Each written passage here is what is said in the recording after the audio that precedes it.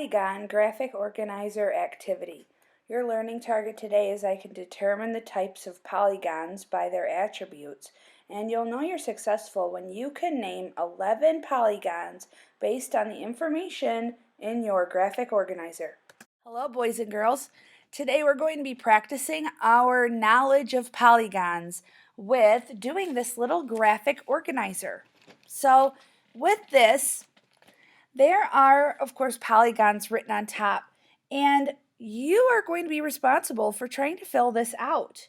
So, of course, with things like a three-sided polygon, I'm sure you know what that name of that polygon is, right?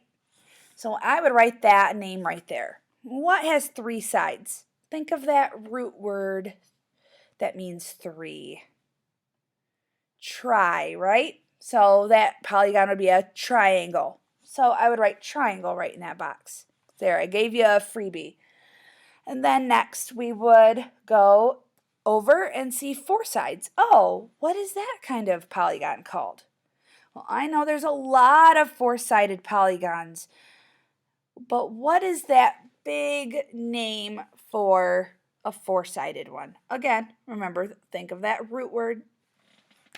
And since there are so many, notice how for the four-sided polygon, there's a line that goes down, and then there are a whole bunch of different ones, 6 in fact.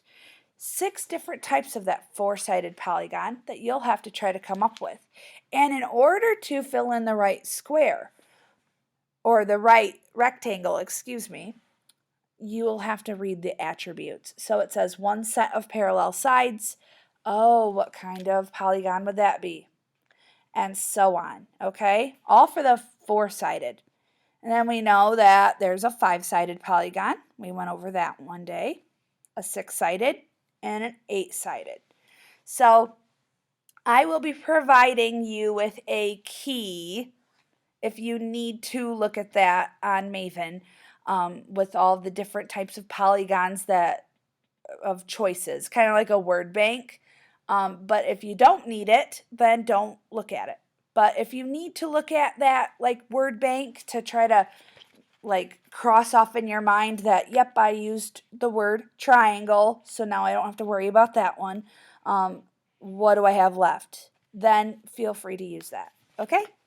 So have fun with this, and remember, this is really good practice for our upcoming geometry assessment. So let's try our best on this one, okay? Have fun.